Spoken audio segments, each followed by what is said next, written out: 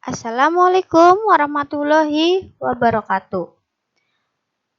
Anak-anak, sekarang adalah video PowerPoint terakhir di bab 1, organisasi kehidupan. Ya. Waktu di PowerPoint yang kedua kita belajar mengenai jaringan hewan, sekarang Ibu jelaskan mengenai jaringan pada tumbuhan.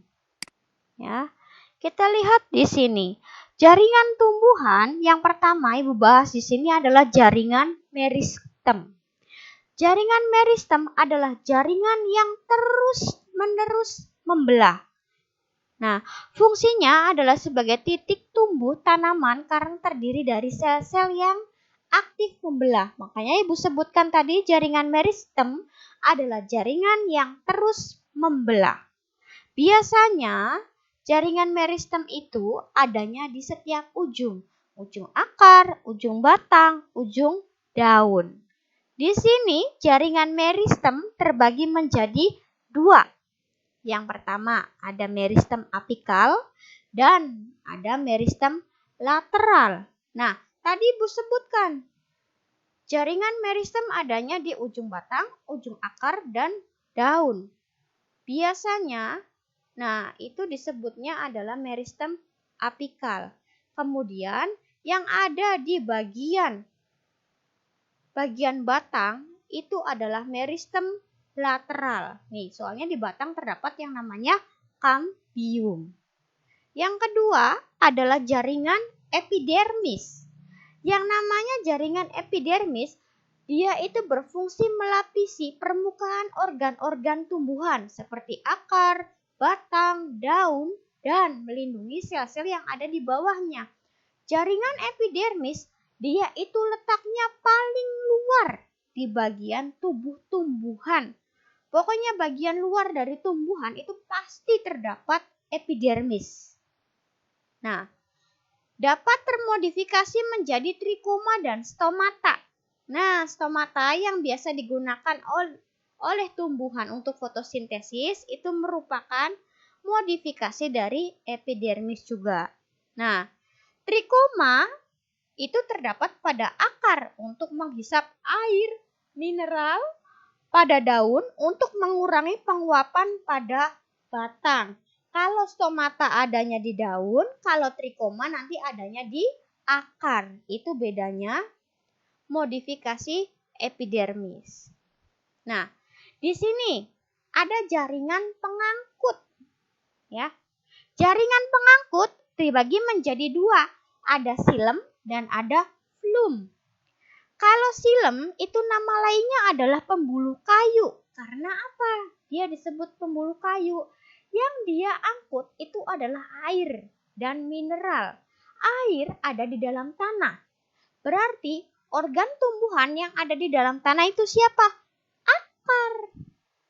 Nah, jadi pembuluh kayu atau silem dia itu mengangkut air dan unsur hara yang ada di dalam tanah ke daun. Siapa yang ambil awalnya? Akar. Nah, kalau pembuluh tapis atau yang tadi Ibu sebut dengan sebutan flum, dia itu mengangkut hasil fotosintesis dari daun ke seluruh bagian tumbuhan. Nah, kita lihat di sini, gambarnya tidak terlalu besar ya. Di sini ada lingkaran di tengah. Nah, lingkaran di tengah ini adalah yang disebut dengan kambium. Yang bagian hijau luar ini adalah korteks. Kita ulang ya, dari luar dulu. Ini adalah korteks yang bagian luar si tumbuhan. Kemudian ada lingkaran di dalam. Ya, ini kambium. Nah, yang warna hitam ini ya, dia ada yang terdapat di luar lingkaran dan ada yang terdapat di dalam lingkaran. Kalau yang terdapat di dalam lingkaran ini namanya silem. Kalau di luar lingkaran ini disebutnya flum. Silem di dalam lingkaran, flum di luar lingkaran. Nah, cara gampang membedakannya itu seperti itu. Kemudian ada jaringan penyokong. Jaringan penyokong itu ada kolenkim dan ada sklerenkim.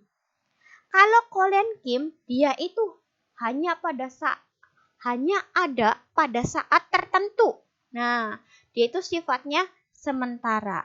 Menyokong dan memperkuat organ pada tangkai daun. Sewaktu ketika misalkan tangkai daunnya itu masih muda atau baru terbentuk. Nah, barulah dia kolenkim ini ada. Kalau sklerenkim, penyokong yang bersifat permanen. Nah, kalau ini hanya pada waktu tertentu, kalau sklerenkim ada sampai seterusnya, ya. Menyokong organ tubuh tumbuhan yang telah dewasa dan terdapat pada batang, tulang daun, penutup buah atau biji yang keras. Itu bedanya kolenkim dan sklerenkim di jaringan penyokong. Kolenkim itu jaringan sementara karena adanya pada saat itu saja, sedangkan sklerenkim itu jaringan yang bersifat permanen atau terdapat pada tumbuhan yang dewasa. Nah, ini gambar silem dan flum. Tadi Ibu udah sebutkan ada lingkaran di tengah di batang itu namanya adalah kambium. Kemudian, nah lihat di sini ada bagian yang di dalam lingkaran, ya seperti bulatan ini yang bentuknya oval, ada yang di dalam lingkaran dan ada yang di luar. Kalau yang di dalam itu silem, kalau yang di luar itu adalah flum. Nah, di sini jaringan tumbuhan ada. Terakhir itu adalah parenkim. Terdapat pada batang dan akar, fungsinya tempat menyimpan cadangan makanan. Jaringan parenkim fungsinya untuk menyimpan cadangan makanan, adanya pada batang dan akar. Parenkim dibedakan jadi dua. Ada jaringan polisade dan ada jaringan bunga karang. Polisade itu tempat fotosintesis dan banyak mengandung kloroplas. Sedangkan kalau bunga karang yang menampung karbon dioksida untuk fotosintesis dan mengandung sedikit kloroplas. Nah, ini kita sekilas saja ya untuk organ. Ya. Ini organ yang terdapat pada hewan. Ada jantung, paru-paru, hati, ginjal, lambung. Nah, organ pada hewan organ pada hewan di sini jantung, fungsinya sudah ada, sudah Ibu jelaskan juga tadi. Fungsinya adalah untuk memompa darah yang kayakan oksigen, kemudian mengedarkan sari-sari makanan ke seluruh tubuh. Paru-paru di sini fungsinya sebagai organ pernapasan. Nih, jaringannya juga ada otot, syaraf, jaringan darah dan jaringan epitel. Hati di sini fungsinya adalah untuk mengatur komposisi kadar makanan dan racun dalam darah. Kalau ginjal, di sini fungsinya adalah untuk membuang zat-zat sisa yang mengandung nitrogen. Contohnya adalah urin. Ginjal, dia itu sebenarnya punya dua fungsi. Selain menyaring urin, dia juga fungsinya adalah menyaring darah. Makanya apa? Kerja ginjal itu sangat besar. Makanya kalau kalian tahu ada yang donor ginjal, ada yang misalkan ngejual ginjalnya, soalnya ini apa? Fungsinya satu, nyaring darah. Itu merupakan salah satu yang paling penting. Dan juga urin. Kerja ginjal itu sangat berat. Lambung fungsinya adalah sebagai alat pencernaan atau organ pencernaan. Kalau organ tumbuhan hanya ada 3, yaitu daun, batang, dan akar.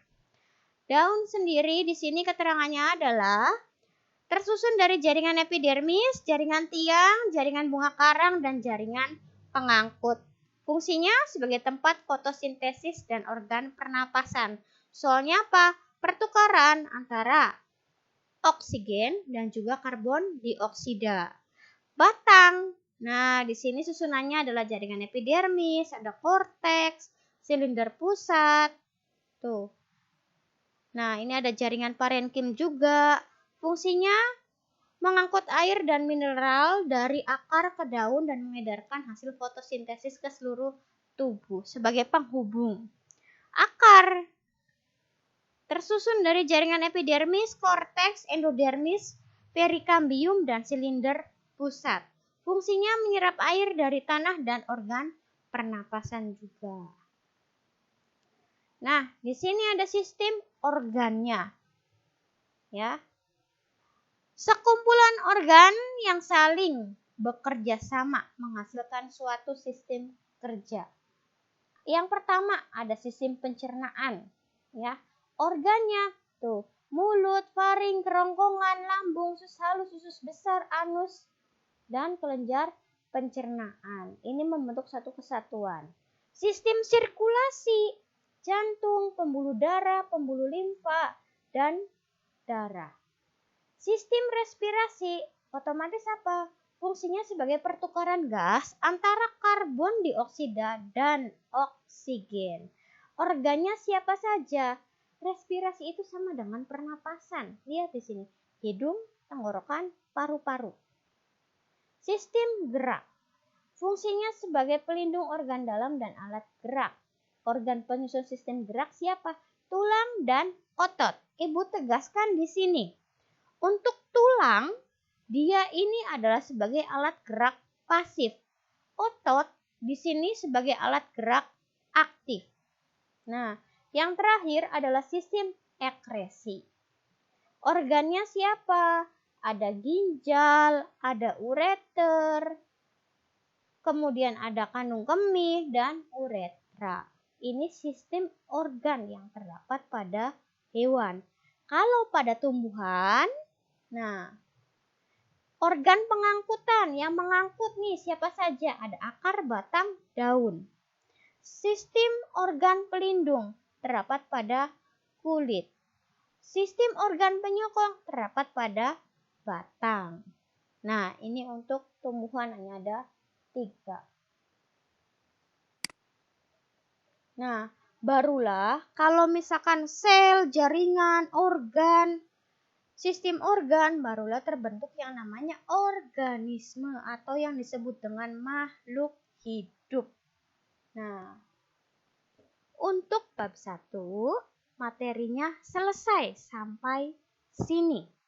Silahkan soal-soal yang ada di link tersebut kerjakan dengan betul. Kerjakan dengan sungguh-sungguh agar mendapat nilai yang memuaskan.